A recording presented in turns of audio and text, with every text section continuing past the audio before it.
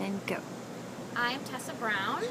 I was thinking about a time when I was a fourth grader and my family took a trip to Italy for my aunt's 50th birthday, and her best friend's son, who must have been about 20 then, like a college student, he knew I was a big reader, and he used to tell us stories, my siblings and I, to help us go to sleep at night.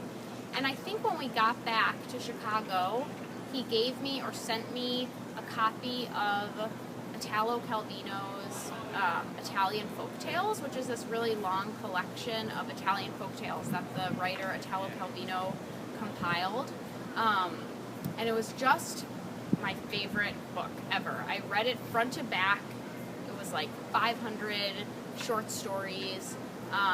And then after reading it probably for the first time, I wrote my own Italian folktale, which was really like a pastiche, because that style wasn't,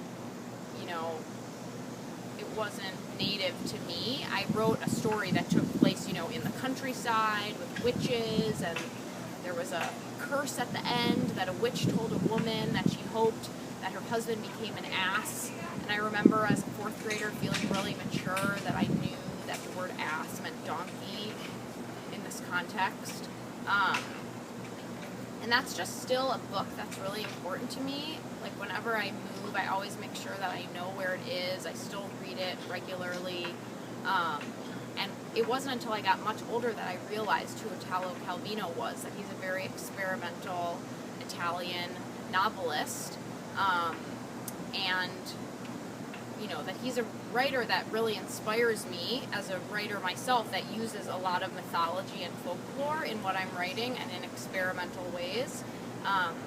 So that was a book that really stayed with me and felt like the first time that someone almost treated me like a peer, even though I was only, 10, in recommending something to me that they thought I would enjoy, and it really lighting this fire that, even affected the fiction that I wrote in graduate school. So I'll stop there. Okay.